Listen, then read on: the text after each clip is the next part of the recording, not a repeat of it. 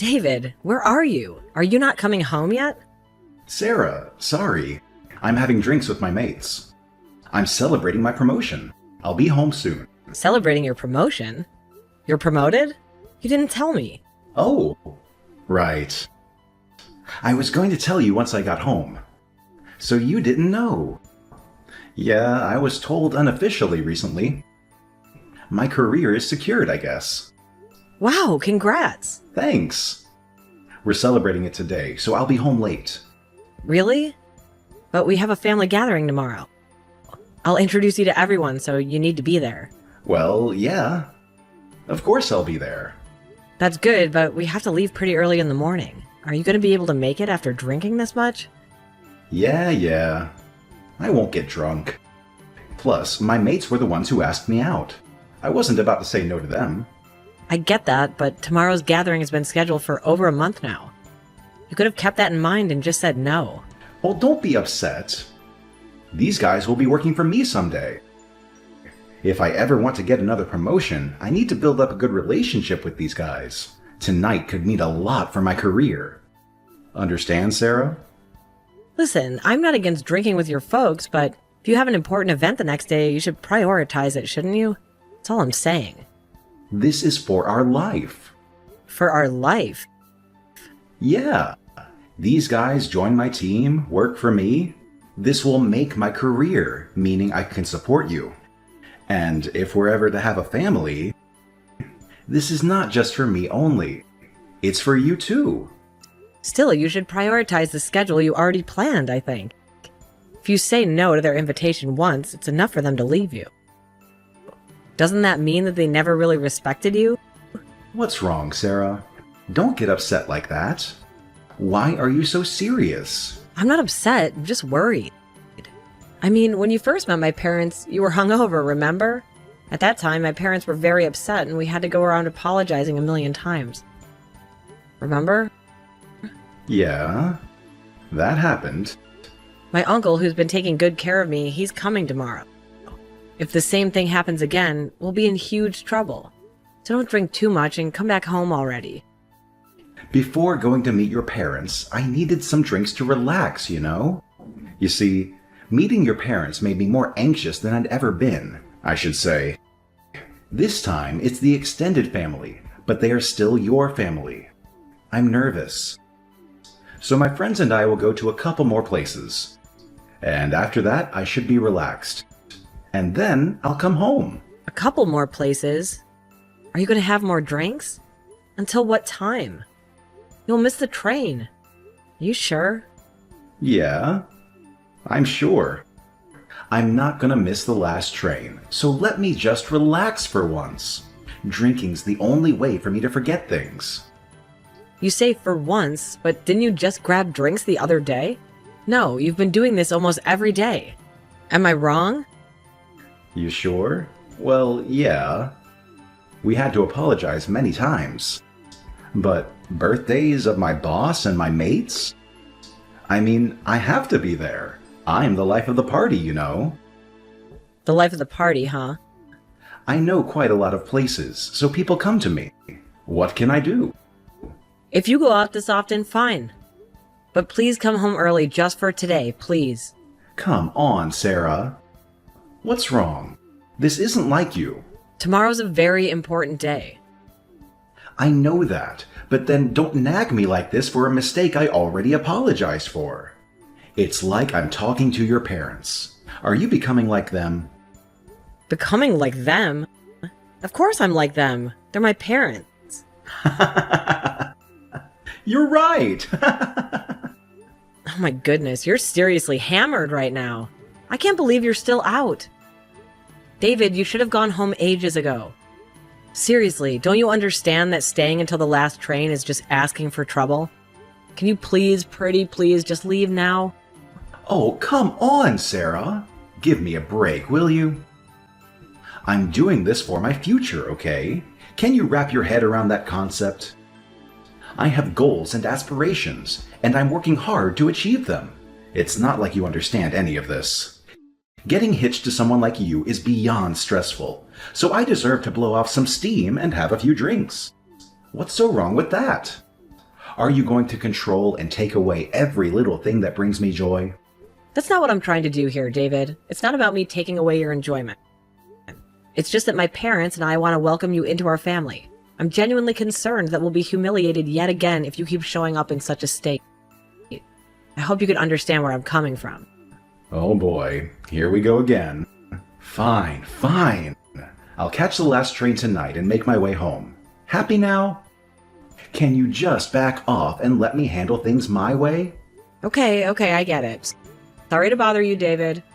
I just wanted what's best for the both of us. I'll see you when you finally decide to make your way home. Sarah, I'm sorry. I missed the last train. You promised me! You promised me you'd catch the last train. Why can't you just keep your promises? I told you. What now? My family made time for our gathering, so it's not going to be rescheduled. I'm leaving at 8 a.m. tomorrow. Can you make it? Oh, yeah. No worries. I have plenty of time. I'll take the first train in the morning. Then I should be able to make it, right? It'll be fine. First thing in the morning? I don't think you'll catch it. I can. Well, just in case, why don't you just come back home now? By cab. Well, I paid almost everything tonight, so I wonder if I'll have enough to ride a cab. I don't think so. And I had too much to drink. I'll get sick in a cab. I'll rest somewhere and then head home. I can pay for your ride when you get here.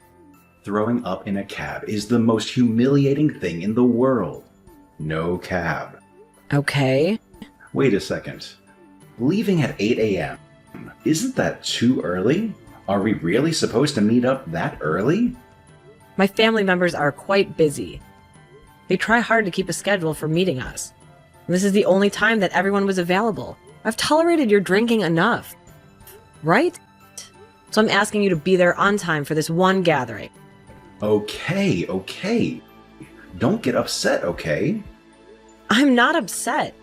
I'm just uneasy since you didn't come back home. I'm telling you, I'll be home, taking the first train in the morning. Trust me. You told me that you'd take the last train home. My bad. The first train in the morning. That's it.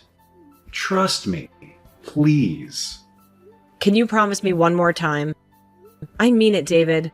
Don't be late under any circumstances. I'm doing this for you, you know. Geez, Sarah, you don't have to keep repeating it. I got the message, okay? I'll make sure not to be late. But hey, you should go to bed now. If you look tired tomorrow, your family and friends might start pointing fingers and say it's all my fault. All right, I'm headed to bed. Just make sure you catch the first train, okay? Yeah, I promise. I'll even go with one of my mates and spend the entire night drinking so I won't accidentally sleep through the train's arrival. That way, there's no chance of me missing it, right? Oh, come on, David. That's not exactly what I had in mind. But if you're going to be up all night anyway, I guess it's fine. I just really don't want you to drink any more than you already have. All right. Once I'm on the next train, I'll shoot you a text. You'll probably still be sound asleep, so don't worry about replying to it. I just want you to know I'm on my way. Okay, fine. Well then, good night, David. Take care, I'll see you tomorrow.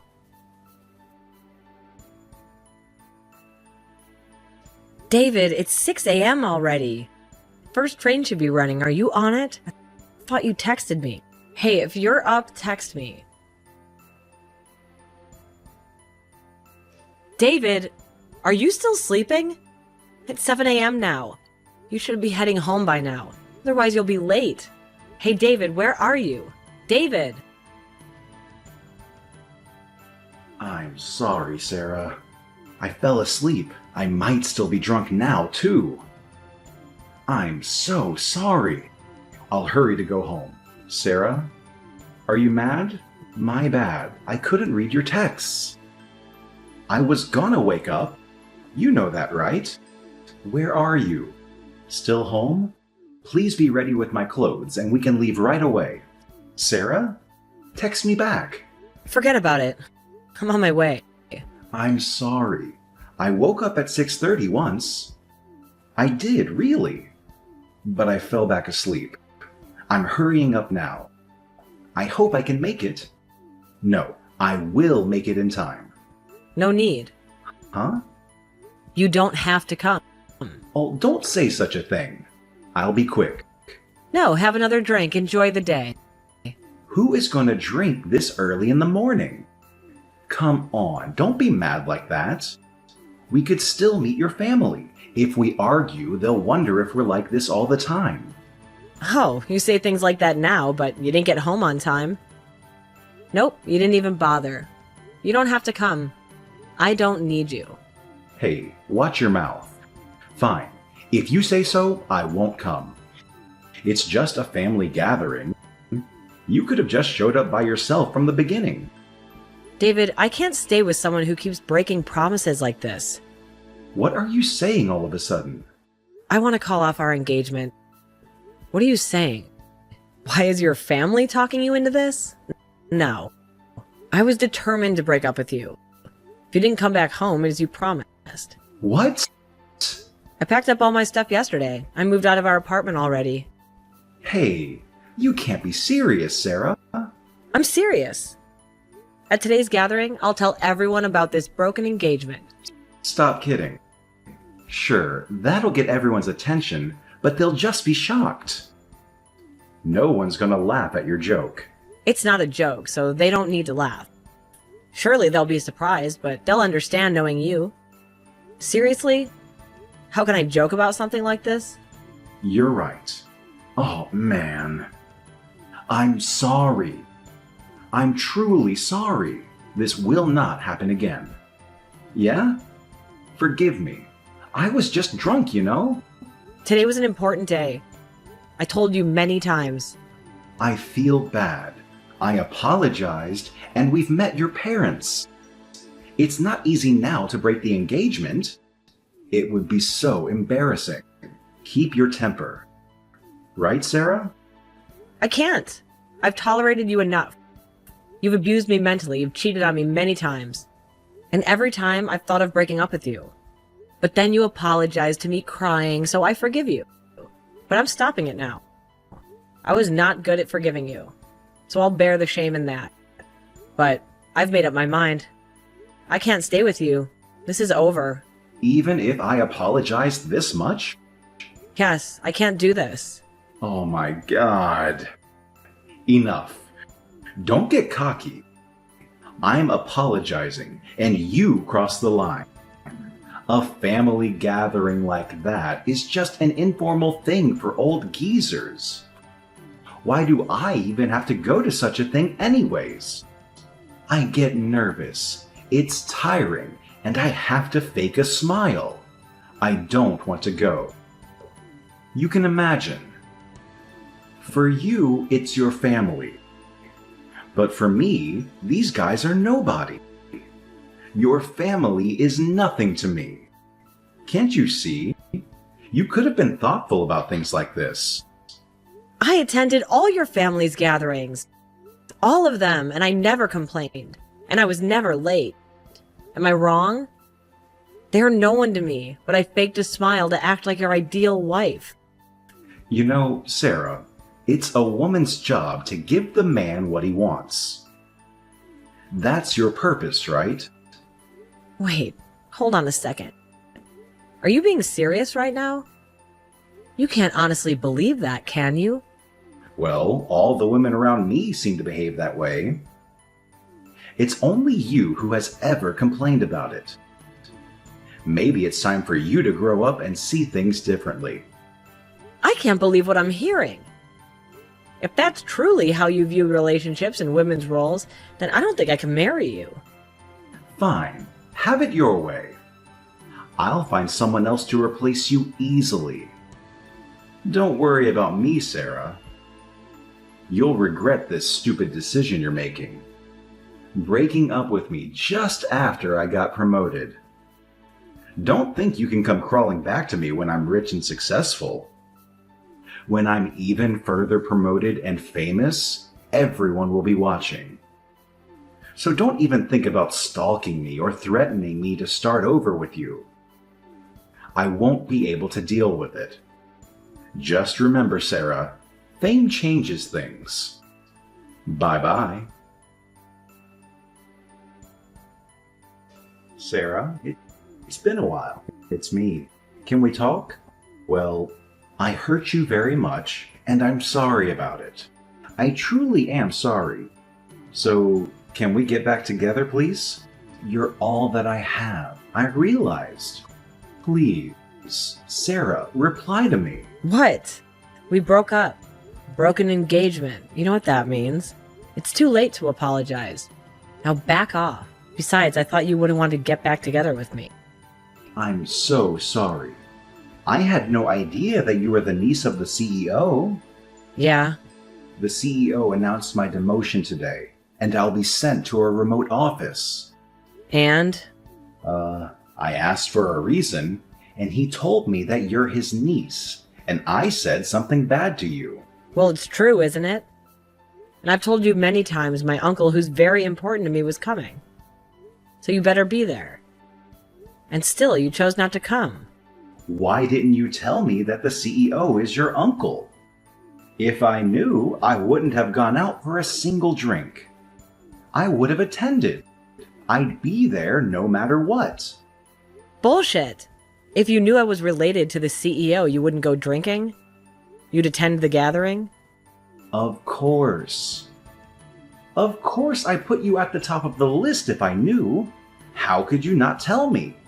Well, my uncle and aunt have no children. They couldn't have one, but they liked taking care of kids. And after I was born, they treated me like their own child. They were there for me during everything. And they didn't miss it to celebrate any occasion, even though they were so busy. And when my uncle found out that I was getting married to one of his employees, he was happy and he promoted you. I didn't know. I thought this was on my results. My uncle likes surprising people. He told me not to tell you because he wanted to surprise you at the gathering. So that's why I didn't tell you. Oh boy. But you didn't show up at the gathering, of course. I told everyone the reason why. You. How could you? I told them about the engagement, about the mental abuses, and about cheating all of them. And they listened to me. I could barely breathe. I was so emotional at the end, but everyone stayed by my side. Of course, my uncle too. He was very mad, and said that he was ashamed, and that he appointed you to take the lead. He regretted promoting you. And then I showed him all of our texts, crying. What? All of them? Yes, I did, all of them. And then my uncle was getting ready to punish you. Send you to work on a remote island. No way. Sarah, please. I'll change. You'll change? Why? Why? Because I want to start over with you. I'm asking. It was my fault that I ignored you and went for drinks. You have nothing to be blamed for. Okay. And what do you want me to do? Can you call your uncle and tell him that I'll be different and that I'll take care of you? And that I should keep my promotion because we're getting back together. Please. I still love you. It's true. Believe me. So please ask him not to punish me. That's what you want. You don't care about my feelings. No, that's not true. I love you. You wouldn't be able to get a promotion without me. How funny. I'm begging. I'll change if you want. I'll kneel down to apologize. Please come back to me. I could do this for you. From now on, it'll be different, and you'll be my top priority. And I'll listen to you alone. Please. Be different, you say? But can you really be so different from now on? That's really something that can be so different this easily? Maybe you don't remember all the other times that you said you'd be different and failed, since you're so different now. Sarah, I am not bullshitting you. My life depends on this. Help me. You know you love me. Come on. Love? No, I don't love you. I've had enough. Really, why did I even get engaged to someone like you? I regret it. It's so over between us. I won't be talking to my uncle to help you. Never. It doesn't matter. Maybe you'll find a better girl on that island. Sarah, please, I'm begging you. I can't bear the thought of losing you. I know I've made mistakes, and I'm truly sorry for the pain I've caused you. I never meant to hurt you, and I hate myself for the choices I've made. Can we please just sit down and talk about this? I want to hear your side, your feelings, and I want to express my remorse and commitment to change. David, it's hard for me to even consider trusting you again after everything that happened. The mental abuse, the cheating, they've left deep scars, and it's going to take more than just words to heal them. I don't know if I could believe in your promises anymore. I understand why you feel that way, Sarah. I can't blame you for doubting me. But I want you to know that I'm willing to do whatever it takes to make things right. I'm ready to face the consequences of my actions. If it means compensating you for the pain and suffering, I'll do it without hesitation. I just want a chance to show you that I can change. Please don't give up on us. It's not just about compensation, David. It's about the emotional damage and the trust that's been shattered. Money can't fix that. I need to see genuine remorse, consistent effort, and a true commitment to change. Can you promise me that you'll do the work necessary to rebuild what we've lost? Sarah, I promise you with every ounce of my being that I will do everything in my power to make things right. I'll seek therapy, attend counseling sessions, and put in the hard work to address the issues that led to my hurtful behavior. I'll be transparent, open, and honest with you. I'll earn back your trust, step by step, day by day. Please give me a chance to prove myself to you. David, I want to believe you. I want to believe that people can change and that we can overcome this, but I need time to heal and process everything. I need to see consistent actions that align with your words. I can't make any promises right now, but I'm willing to consider the possibility of giving us another chance if you're truly committed to change. Thank you, Sarah. I understand that rebuilding trust takes time, patience, and effort. I'm willing to wait, to be patient, and to prove to you that I'm serious about making amends. I love you more than anything, and I'll do whatever it takes to make things right between us. Please, don't give up on us just yet. Let's take it one day at a time, and with your guidance, I'll become the person you deserve. I appreciate your sincerity, David. This is not a decision I can make lightly, and it'll take time for me to heal and regain trust. I don't want to make any false promises or rush into anything. Let's take it slow and see if we can rebuild what was broken. Just know that my heart is still hurting and I really need time to process everything. After that, David found himself relocated to a small office on a remote island where only a handful of people lived. It was a disappointing turn of events for him, and the isolation only made things worse. He sank deeper in his addiction to drinking, seeking solace in the bottle. The friends who used to accompany him in his drinking escapades didn't follow him to this new location, leaving David to drown in his own sorrows. The office itself, though, small and tucked away on a remote island, still belonged to my uncle's company. This meant that David had to be on his best behavior at all times. If business wasn't going well, or if someone complained about him, he knew that even more severe punishment awaited him. It was a constant pressure that hung over him, leaving no room for relaxation or indulging in those little drinking parties that he used to be a part of his regular life. As for me, after the breakup with David, I found solace in the company of a kind of gentleman whom my uncle introduced me to. He was a stark contrast to David in every way. He was reliable and kept his promises. Unlike the broken promises I'd grown accustomed to, he had no interest in alcohol, and he was content with his position, having joined the company to challenge himself rather than seeking promotions. People at the company respected him greatly due to his strong work ethic and integrity. I tried to convince him to go out with his colleagues to socialize and have a drink or two, but he always preferred staying home. He rarely ventured out.